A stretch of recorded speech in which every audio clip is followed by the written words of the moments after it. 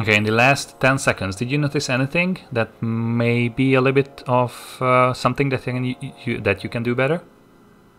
Can you rewind it 10 seconds? Yes.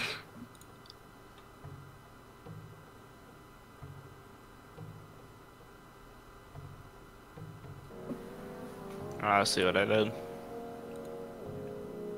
I pushed a little bit too far. Yeah, okay. Pushing here does not give you anything. You already have the ult charged. You don't need to do damage.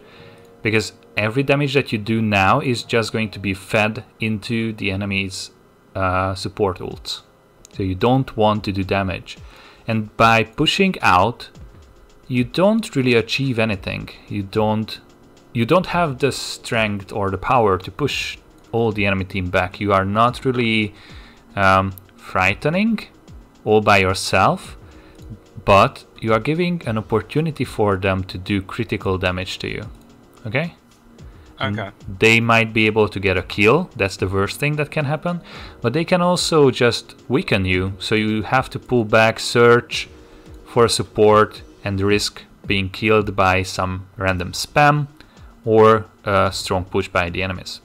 Okay, so here the trigger is that you already have the ult, you don't want to do damage, you just want to play it safe, or even use the ult if your teammates are around, because oops, this can be used well to in a group up phase to give armor to most of your teammates. Okay, so I think what I was planning on doing was trying to bait him out a little bit. Okay, so you decided to hunt the Mercy down. What do you think about that decision? It was a bad one on my part. Why? Because I wasn't with anybody else, and they could have died without me. Yes. Good. Okay, it's not your job to hunt people down. You are a support and an off-tank. You need to be around the Reinhardt. The Reinhardt played, so far, he played with you. It depends on you. If you leave the Reinhardt and he might not notice that you left, he might go into a situation where he believes that you are there to help him, and then when he looks around, you are not.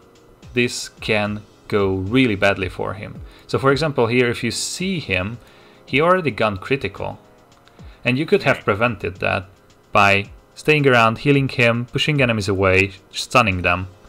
So it's really important to pay attention to these kind of synergies in your team. If somebody starts to depend on you, it's usually not a good idea to leave them. Even if it's a critical kill, like Mercy. Mercy here could have decided to just go back and float towards their teammates. That's what a better Mercy would have done.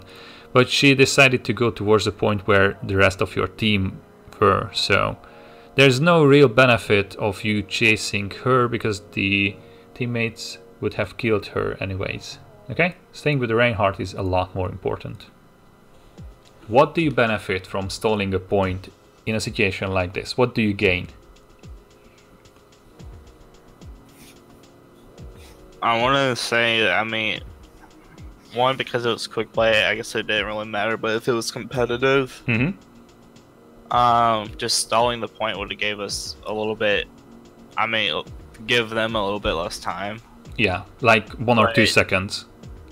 But dying wasn't going to be worth it, because it would take me 8 seconds to come back. That's right. So you lose ult charge. That's a personal loss. Your team loses an ability to stall the enemies if they are playing a quick comp. You are feeding the enemy ults by dying. So there are a lot of bad things that can happen to you, that can happen to your team. There are a lot of things to lose, and you only gain a few seconds. Okay? Stalling the point against 4 enemies can be done with 4, 5 or 6 players. In some rare cases it can be done with less, like 3, but it can be done alone. It can be done with 2 players, and it's really chancy with 3. Okay, so usually you are looking for even fights. You are looking for fights that you have a good chance to win, because everything else will just feed the enemies. And on 2CP maps it's really important not to feed the enemies, because if they have the ults to just steamroll the second point, it's going to be really hard for you to defend that.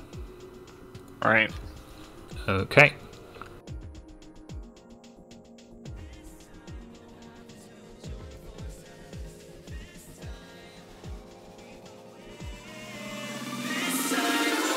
To join forces.